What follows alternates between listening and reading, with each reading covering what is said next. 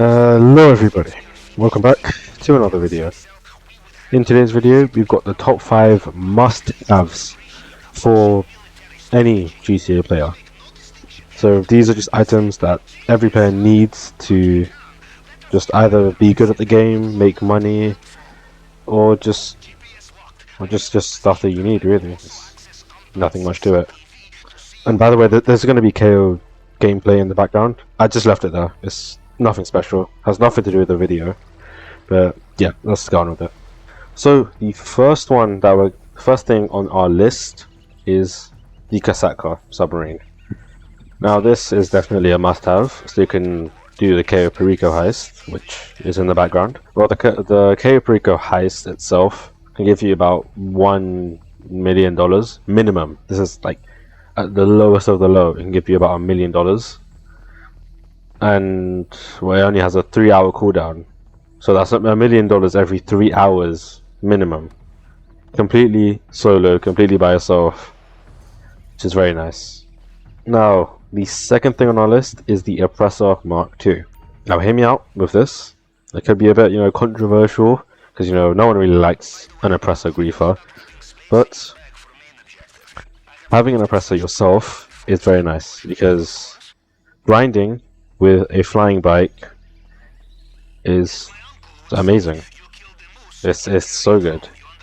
Like, you can fly from one side of the map to the other in what, a couple of minutes.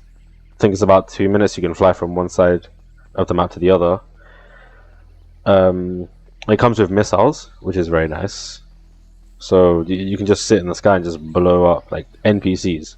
Blowing up NPCs is okay. Blowing up real people is when it gets bad. That's when you just have to give it a rest and get a job or something. Anyways, third on the list, we have a bulletproof car. Now I've got 2 recommendations based off the price that you want to pay. So the first one is the armored Kuruma.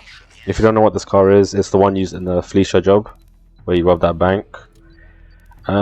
It's good because, well, it's bulletproof, so you're very nicely protected from NPC shooting you, mainly. You're not really protected from other people since they have missiles, which is where our next vehicle comes in. The Night Shark, which I like because it can take 9 RPG rockets and 27 homing missiles, which is very nice.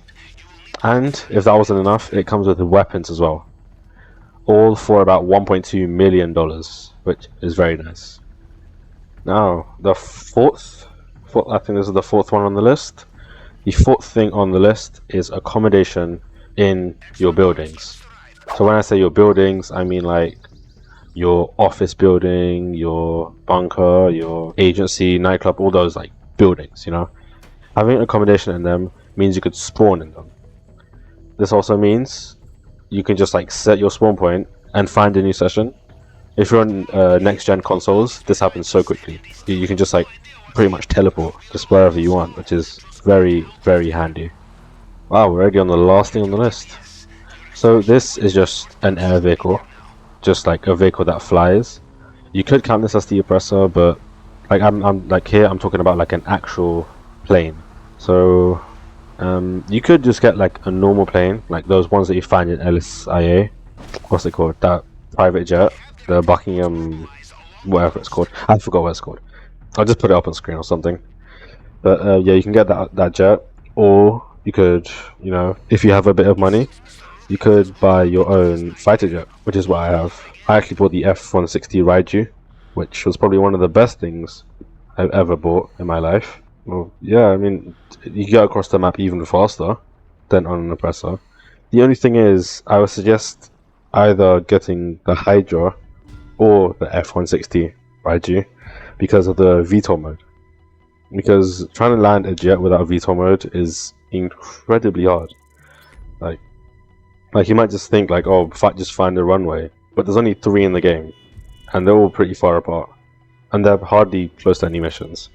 So getting a VTOL jet is definitely worth it. Well, that's gonna be it for today's video. Hope you found this useful. Hope you learned something new. If you did, make sure you leave a like on the video and drop a sub. See you in the next one.